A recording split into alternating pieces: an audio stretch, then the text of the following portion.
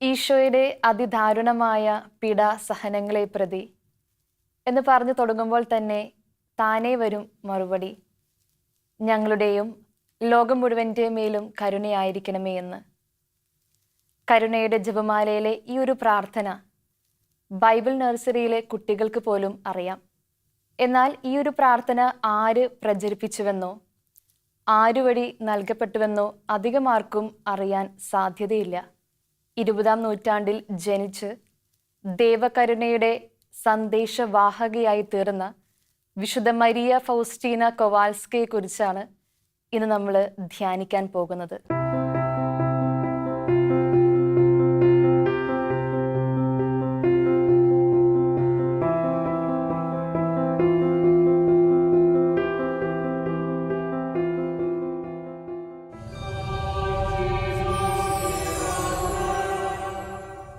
ആയിരത്തി 1905 ഓഗസ്റ്റ് 25 പോളണ്ടിലെ ഗ്ലോഗോവിസ് എന്ന കൊച്ചു ഗ്രാമത്തില് സ്റ്റാനിസ്ലോ കൊവാൽസ്കിയുടെയും മരിയാന കൊവാൽസ്കിയുടെയും മകളായിട്ടാണ് വിശുദ്ധ ഫൗസ്റ്റീന ജനിക്കുന്നത്. ജനിച്ച് 2 ദിവസങ്ങൾക്ക് ശേഷം തൊട്ടടുത്ത ഇടവക പള്ളിയിൽ വെച്ച് അവൾക്ക് മാമോദിസ നൽകി. മാമോദിസ നാമമായി ഫൗസ്റ്റീനയ്ക്ക് ലഭിച്ചത് ഹെലൻ എന്ന പേരായിരുന്നു. ചെറുപ്പം മുതലേ മക്കളെ ആധ്യാത്മികതയിൽ വളർത്തിക്കൊണ്ടുവരാനായിട്ട് മാതാപിതാക്കള് വളരെയധികം ശ്രദ്ധ പുലർത്തിയിരുന്നു. രാത്രി കാലങ്ങളിൽ ഉറക്കമൊളിച്ച് എഴുന്നേറ്റിരുന്ന് പ്രാർത്ഥിക്കുവാനുള്ള ഒരു പ്രത്യേക കൃപ ഹെലന് ലഭിച്ചിരുന്നു. ഒരു ദിവസം രാത്രിയിൽ ഹെലൻ അങ്ങനെ പ്രാർത്ഥിച്ചുകൊണ്ടിരിക്കുമ്പോൾ അമ്മ വന്ന് അവളോട് കിടക്കാൻ ആവശ്യപ്പെടുന്നുണ്ട്. അപ്പോൾ അമ്മയോട് ഹെലൻ പറഞ്ഞത് ഇപ്രകാരമാണ്: ഇല്ലമ്മേ, രാത്രിയിൽ ഉറക്കമൊളിച്ചിരുന്ന് പ്രാർത്ഥിക്കുവാനായിട്ട് എന്നെ വിളിച്ചെഴുന്നേൽപ്പിച്ചത് കാവൽ മാലാഖയാണ്. അങ്ങനെ പരിശുദ്ധ കുർബാനയോടും പരിശുദ്ധ അമ്മയോടുമൊക്കെ ഒരു പ്രത്യേക ഭക്തി ഹെലന് ചെറുപ്പം മുതലേ ഉണ്ടായിരുന്നു. എല്ലാവരുടെയും ജീവിതത്തിലെ ഏറ്റവും വലിയ ആഗ്രഹമാണ് ഈശോയെ സ്വീകരിക്കുക എന്നത്. ഹെലന്റെ ജീവിതത്തിലും ആ ഒരു ആഗ്രഹം പൂവണിഞ്ഞു. 9-ാമത്തെ വയസ്സിൽ ആദ്യമായിട്ട് അവൾ കുമ്പസാരിച്ചു, വിശുദ്ധ കുർബാന സ്വീകരിച്ചു. 7-ാമത്തെ വയസ്സ് മുതൽ തൻ്റെ ദൈവവിളി ഒരു സന്യാസിനി ആകുവാനുള്ളതാണ് എന്ന ഒരു ബോധ്യം അവൾക്കുണ്ടായിരുന്നു. അങ്ങനെ 18-ാമത്തെ വയസ്സിൽ അവൾ തൻ്റെ ഈ ഒരു ആഗ്രഹം, സന്യാസിനി ആകുവാനുള്ള ഈ ഒരു ആഗ്രഹം വീട്ടിൽ അറിയിക്കുകയാണ്. എന്നാൽ ആദ്യം അവൾക്ക് ശക്തമായ എതിർപ്പാണ് വീട്ടിൽ നിന്ന് ലഭിച്ചത്. ഈ ഒരു തിരസ്കരണം വീട്ടിൽ നിന്ന് ലഭിച്ച കാരണം ദൈവവിളിക്കുള്ള തൻ്റെ ആ ഒരു ആഗ്രഹം അവൾ അപ്പാടെ ഉപേക്ഷിക്കുകയാണ്. പിന്നീട് അങ്ങോട്ട് ലോകത്തിൻ്റെ സുഖമോഹങ്ങളിൽ മുഴുകി അവൾ ജീവിതം ആരംഭിച്ചു. ഒരു ദിവസം സഹോദരിയുടെ കൂടെ അവൾ ഡാൻസ് ക്ലബിൽ ഡാൻസ് കളിക്കാനായിട്ട് കടന്നു ചെല്ലുകയാണ്. അങ്ങനെ പാട്ടിനൊട്ട് അവൾ ഡാൻസ് കളിച്ചപ്പോൾ പെട്ടെന്ന് ഈശോയുടെ രൂപം അവളുടെ മുന്നിൽ പ്രത്യക്ഷപ്പെടുകയാണ്. 3 ആണികളിൽ മേൽ തൂങ്ങി മരിച്ച ഈശോയുടെ രൂപം കണ്ടപ്പോൾ ഫൗസ്റ്റീനയ്ക്ക് ആദ്യം ഒത്തിരി വിഷമം തോന്നി. പിന്നീട് നല്ല തലവേദനയാണ് എന്ന് കൂട്ടുകാരോട് പറഞ്ഞ് അവൾ ആ ഒരു ഡാൻസ് കളിക്കുന്ന റൂമിൽ നിന്നും ഇറങ്ങി തൊട്ടടുത്ത ചാപ്പലിലേക്ക് കടന്നു ചെന്നു. അവിടെ മുട്ടുകുത്തി നിന്ന് അവൾ ഈശോയോട് പ്രാർത്ഥിച്ചു: ഈശോയെ, എൻ്റെ ജീവിതത്തെക്കുറിച്ചുള്ള നിന്റെ പദ്ധതി എന്താണെന്ന് എനിക്ക് വെളിപ്പെടുത്തി തരണമേ എന്ന്. ആ ഒരു സമയങ്ങളിൽ അവൾ ഉള്ളിൽ നിന്ന് ശക്തമായ ഒരു സ്വരം ശ്രവിക്കുകയാണ്: വാർസോ നഗരത്തിലേക്ക് കടന്നു പോവുക, അവിടെ ഒരു മഠത്തിൽ നീ പ്രവേശിക്കും. ഈ ഒരു സ്വരം ശ്രവിച്ചതിന് ശേഷം പിറ്റേ ദിവസം തന്നെ അവൾ മാതാപിതാക്കളെയും സ്വന്തം ഭവനത്തെയും നാടിനെയും ഉപേക്ഷിച്ചുകൊണ്ട് വാർസോ നഗരത്തിലേക്ക് കടന്നു ചെല്ലുകയാണ്. അങ്ങനെ 1925 ഓഗസ്റ്റ് 1 ദേവകരുണയുടെ മാതാവിൻ്റെ സഹോദരികൾ എന്ന നാമധേയത്തിലുള്ള സന്യാസ സഭയിൽ ഇവൾ ചേരുകയാണ്. 1926 ഏപ്രിൽ 30 അവളുടെ ജീവിതത്തിലെ ഏറ്റവും സന്തോഷമുള്ള ഒരു ദിവസമായിരുന്നു. അന്ന് അവൾ സഭാവസ്ത്രം സ്വീകരിക്കുന്ന ദിവസമായിരുന്നു. സഭാവസ്ത്രം സ്വീകരിക്കുന്ന വേളയിൽ അവൾ ബോധരഹിതയായിട്ട് വീഴുന്നുണ്ട്. അത് വെറും ഒരു ബോധമറിയലല്ല എന്ന് ബാക്കിയുള്ളവർ തിരിച്ചറിയുന്നത് അവളുടെ മരണശേഷമാണ്. ഭാഗ്യവതി, അനുഗ്രഹവതി എന്നൊക്കെ അർത്ഥമുള്ള ഫൗസ്റ്റീന എന്ന പേരാണ് ഹെലൻ എന്ന നവസന്യാസിനി സ്വീകരിച്ചത്. അന്നു മുതൽ ഹെലൻ സിസ്റ്റർ മരിയ ഫൗസ്റ്റീന എന്ന പേരിൽ അറിയപ്പെടാൻ തുടങ്ങി. എന്നാൽ സന്യാസത്തിന്റെ ആദ്യ നാളുകൾ ഒത്തിരിയേറെ ക്ലേശങ്ങളിലൂടെ, ബുദ്ധിമുട്ടുകളിലൂടെ, സഹനങ്ങളിലൂടെ ഇവൾക്ക് കടന്നു പോകേണ്ടതായി വന്നിരുന്നു. ദൈവമുണ്ടോ എന്ന് പോലും അവൾ ചിന്തിച്ചു പോയ നിമിഷങ്ങളുണ്ടായിരുന്നു. ഒരു ആത്മീയ മന്ദത അവൾക്ക് അനുഭവിക്കേണ്ടതായി വന്നിരുന്നു ആ സമയങ്ങളിലൊക്കെ. ചെറുപ്പം മുതലേ അവൾക്ക് കൊച്ചു തെരേസ്യ എന്ന പുണ്യവതിയെ ഒത്തിരി ഇഷ്ടമായിരുന്നു. ആ ഒരു സമയങ്ങളിൽ കൊച്ചു തെരേസ്യ പുണ്യവതിയോട് അവൾ പ്രാർത്ഥിക്കുമായിരുന്നു. 5 ദിവസത്തെ നൊവേന പ്രാർത്ഥനകൾ ചൊല്ലി പ്രാർത്ഥിച്ചതിന് ശേഷം കൊച്ചു തെരേസ്യ പുണ്യവതി അവൾക്ക് നേരിട്ട് പ്രത്യക്ഷപ്പെടുന്നുണ്ടെന്ന് ഡയറിയിൽ നമ്മൾ വായിക്കുന്നുണ്ട്. കൊച്ചു തെരേസ്യ പുണ്യവതി കടന്നുപോയ സഹനങ്ങളൊക്കെ ഇവൾക്ക് വിവരിച്ചു കൊടുക്കുന്നുണ്ട്. അതിനുശേഷം പുണ്യവതി ഒരു കാര്യം ഫൗസ്തീനയോട് പറയുന്നുണ്ട്. ദൈവത്തിൽ കൂടുതൽ ആശ്രയിക്കുക, ദൈവകൃപയിൽ കൂടുതൽ ശരണം പ്രാപിക്കുക എന്ന്. വിശുദ്ധ ഫൗസ്തീനയ്ക്ക് ഒത്തിരി വിഷമം തന്ന അല്ലെങ്കിൽ വിഷമം തോന്നിയ ഒരു കാര്യം എന്ന് പറയുന്നത്, പ്രാർത്ഥിക്കുന്ന സമയത്ത് ഒത്തിരി സന്തോഷം തോന്നിയിരുന്നില്ല. വ്രതവാഗ്ദാനം നടത്തണോ എന്ന് പോലും അവൾ ഭയപ്പെട്ടിരുന്നു, ശങ്കിച്ചിരുന്നു. ആ സമയങ്ങളിലൊക്കെ അവൾക്ക് ഒത്തിരി പിന്തുണ നൽകിയത് മഠത്തിലെ മദറായിരുന്നു. മദർ വന്ന് അവളോട് ഇപ്രകാരം പറയുമായിരുന്നു: ദൈവം തരുന്ന പ്രലോഭനങ്ങളിൽ ഒരിക്കലും തളരരുത്, നേരെ മറിച്ച് ദൈവകൃപയിൽ കൂടുതൽ ആശ്രയിക്കുക.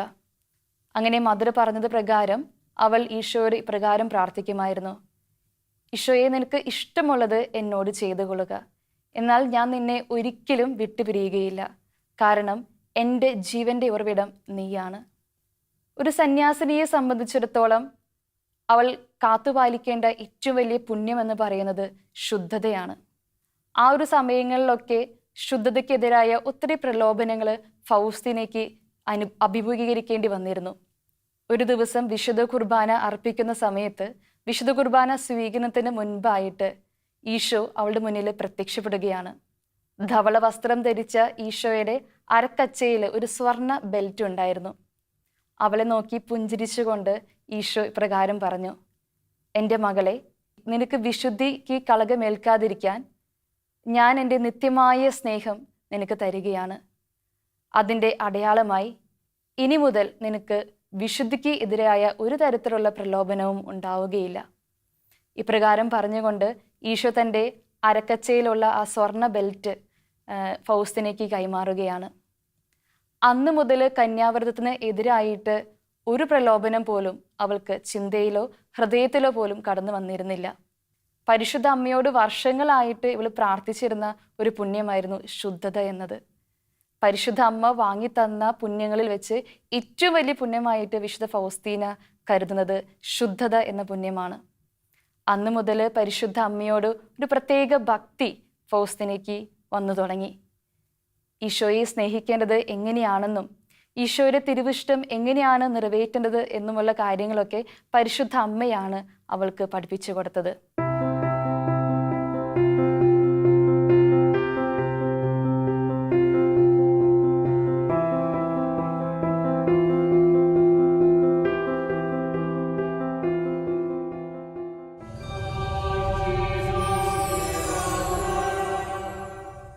ദൈവകരുണയെക്കുറിച്ചുള്ള ആദ്യത്തെ വെളിപ്പെടുത്തൽ ഈശോ ഫൗസ്തീനയ്ക്ക് കൊടുക്കുന്നത് 1931 ഫെബ്രുവരി 22 അന്ന് വൈകുന്നേരം സന്ധ്യാസമയത്ത് മുറിയിലിരുന്ന് പ്രാർത്ഥിച്ചുകൊണ്ടിരിക്കുമ്പോൾ ഈശോ അവളുടെ മുന്നിൽ വീണ്ടും പ്രത്യക്ഷപ്പെടുകയാണ്.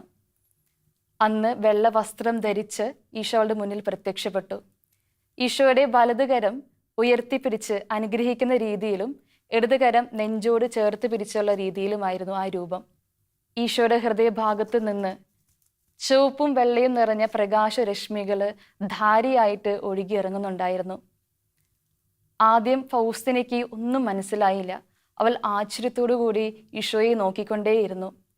അതിനുശേഷം ഈശോ ഇപ്രകാരം അവളോട് പറഞ്ഞു: എൻ്റെ മകളെ, നീ ഈ കാണുന്നത് പോലെ ഈശോയെ ഞാൻ അങ്ങയിൽ ശരണപ്പെടുന്നു, Jesus I trust in you എന്ന അടിക്കുറിപ്പോടു കൂടി ഒരു ഛായാചിത്രം വരയ്ക്കണം. ഈ ഛായാചിത്രം ആദ്യം നിന്റെ ചാപ്പലിലും പിന്നീട് ലോകമെമ്പാടുമുള്ള ആൾക്കാരിലേക്കും ഇത് എത്തിക്കണം. ഈശോ പിന്നീട് ഇപ്രകാരം പറഞ്ഞുകൊണ്ടേയിരുന്നു: ഈ ഒരു ഛായാചിത്രം വണങ്ങുന്ന ഒരു ആത്മാവ് പോലും നിത്യശിക്ഷയിലേക്ക് ഞാൻ തള്ളിവിടുകയില്ല. ഈസ്റ്റർ കഴിഞ്ഞു വരുന്ന ആദ്യ ഞായറാഴ്ച ഈ ഒരു ഛായാചിത്രം വെഞ്ചരിച്ച് എല്ലാ പള്ളികളിലും പ്രതിഷ്ഠിക്കണം. അതുപോലെ തന്നെ വൈദികരോട് എൻ്റെ കരുണയെക്കുറിച്ച് പ്രഘോഷിക്കാനായിട്ട് നീ പറയണം. പാപികളിലേക്ക് എൻ്റെ കരുണ ഒഴുകുവാനായിട്ട് ഞാൻ അതിയായി ആഗ്രഹിക്കുന്നു, അതിയായി വെമ്പൽ കൊള്ളുന്നു. ഇങ്ങനെ പറഞ്ഞുകൊണ്ട് ഈശോ അപ്രത്യക്ഷമായി. വിശുദ്ധ ഫൗസ്തീനയുടെ ഏറ്റവും വലിയ ആഗ്രഹം പൂർണ്ണമായിട്ടും ഈശോയുടേതായി തീരുക എന്നതായിരുന്നു.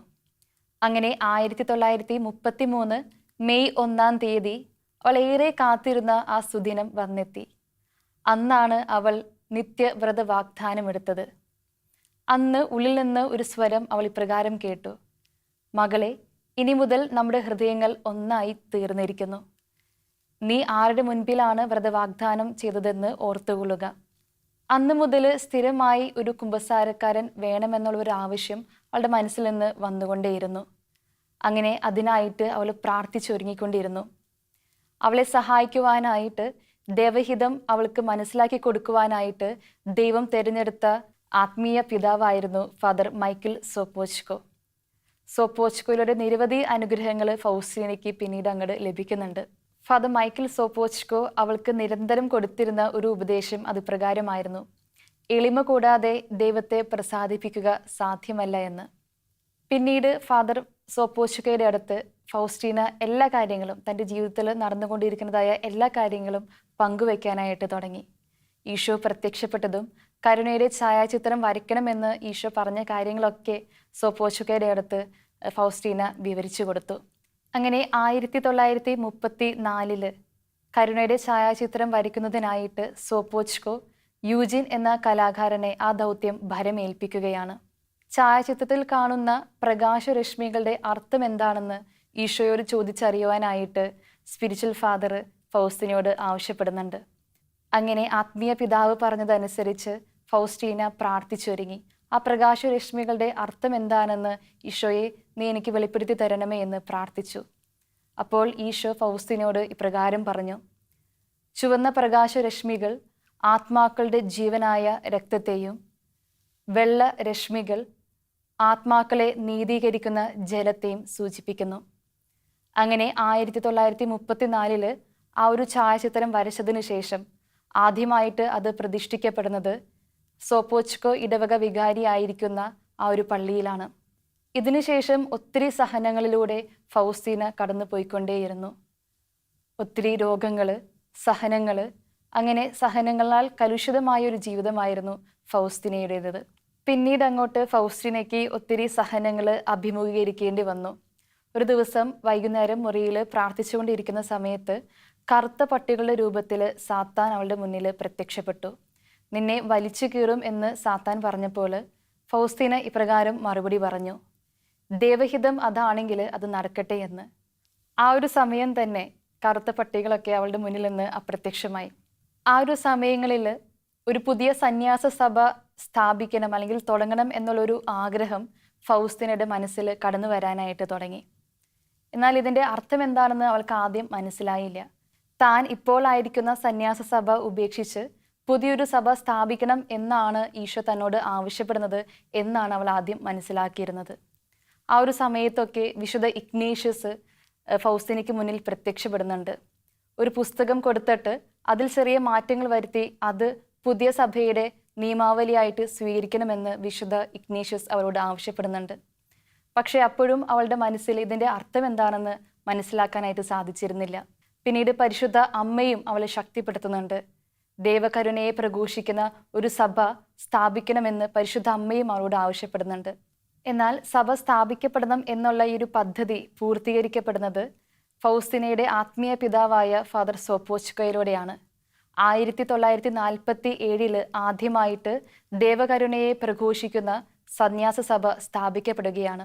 ആ സന്യാസ സഭയുടെ പേര് സിസ്റ്റേഴ്സ് ഓഫ് മേഴ്സിഫുൾ ജീസസ് എന്നാണ്. കരുണക്കൊന്തയെക്കുറിച്ചുള്ള വെളിപ്പെടുത്തൽ വിശുദ്ധ ഫൗസ്തീനയ്ക്ക് ലഭിക്കുന്നത് 1935 സെപ്റ്റംബർ 13 അന്നേ ദിവസം വൈകുന്നേരം ഫൗസ്തീന പ്രാർത്ഥിച്ചുകൊണ്ടിരിക്കുന്ന സമയത്ത് ദൈവത്തിൻ്റെ ക്രോധം നടപ്പിലാക്കുന്നതിന് വേണ്ടി ഒരു സംഹാരദൂതൻ പ്രത്യക്ഷപ്പെട്ടു. ആ ദൂതൻ്റെ അടുത്ത് ഫൗസ്തീന കരഞ്ഞപേക്ഷിക്കുന്നുണ്ട്: ഈ ലോകത്തിലെ പാപികളുടെ മാനസാന്തരത്തിന് വേണ്ടി ഞാൻ പരിഹാരം അനുഷ്ഠിച്ചു കൊള്ളാമെന്നൊക്കെ. പക്ഷേ ഫൗസ്തീനയുടെ നിലവിളികൾ അല്ലെങ്കിൽ പ്രാർത്ഥനകൾ സംഹാരദൂതന് മുൻപിൽ ഏൽക്കുന്നുണ്ടായിരുന്നില്ല. ആ ഒരു സമയത്ത് ഈശോ അവളുടെ അടുത്ത് ചെന്നിട്ട് ഇപ്രകാരം ഒരു പ്രാർത്ഥന പഠിപ്പിച്ചു കൊടുക്കുകയാണ്. ഫൗസ്റ്റീന, നീ ഇപ്രകാരം ലോകത്തിലെ പാപികളുടെ മാനസാന്തരത്തിന് വേണ്ടി പ്രാർത്ഥിക്കണം എന്ന് പറഞ്ഞുകൊണ്ട് ഈ ഒരു പ്രാർത്ഥന അവളെ പഠിപ്പിച്ചു കൊടുത്തു.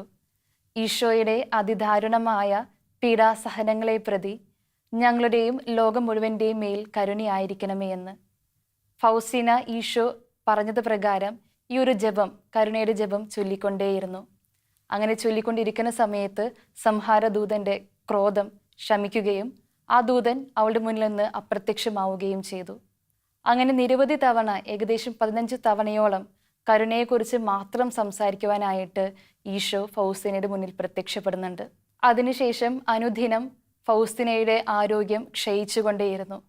1938 33-ാമത്തെ വയസ്സിൽ വിശുദ്ധ ഫൗസ്റ്റീന ഈ ലോകത്തോട് വിട പറഞ്ഞു.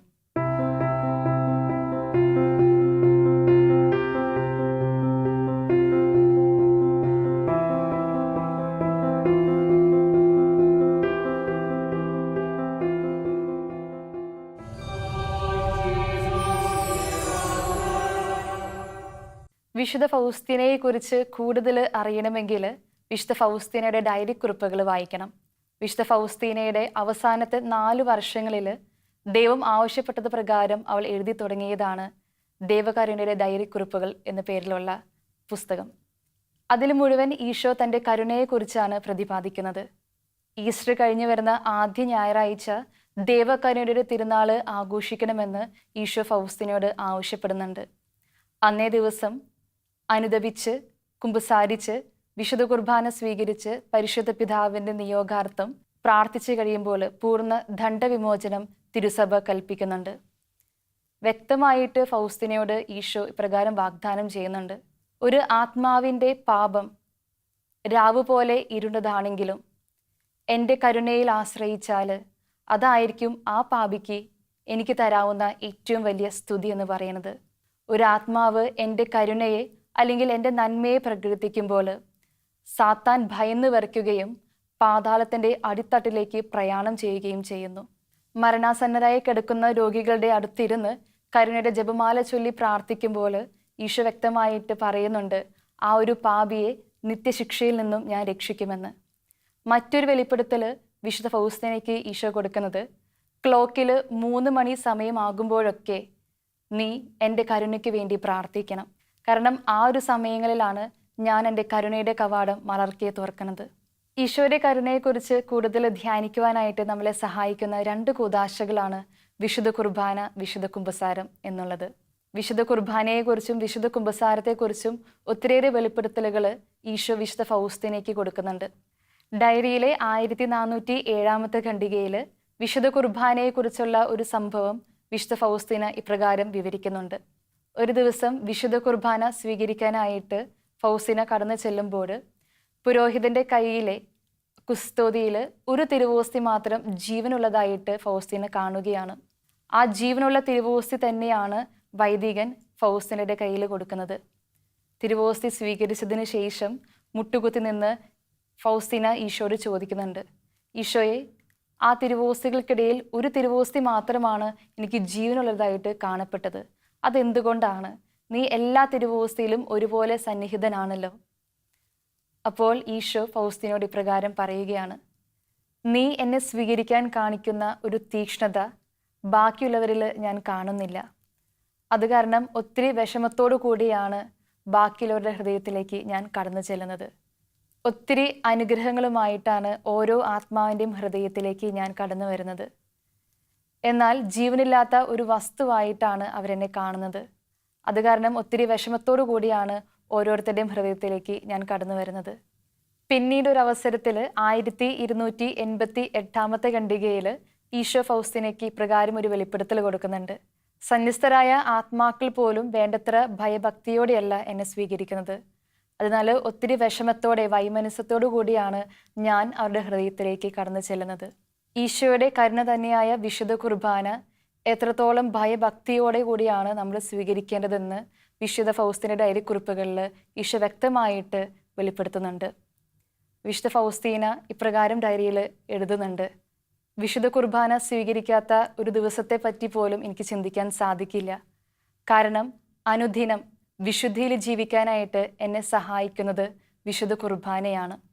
അതുപോലെ തന്നെ വിശുദ്ധ കുമ്പസാരത്തെക്കുറിച്ചും വിശുദ്ധ ഫൗസ്തീനയ്ക്ക് ഈശോ വെളിപ്പെടുത്തൽ കൊടുക്കുന്നുണ്ട്. ഡയറി കുറിപ്പുകളിൽ വിശുദ്ധ ഫൗസ്തീന 1-2 കാര്യങ്ങൾ, സംഭവങ്ങൾ ഇപ്രകാരം വിവരിക്കുന്നുണ്ട്.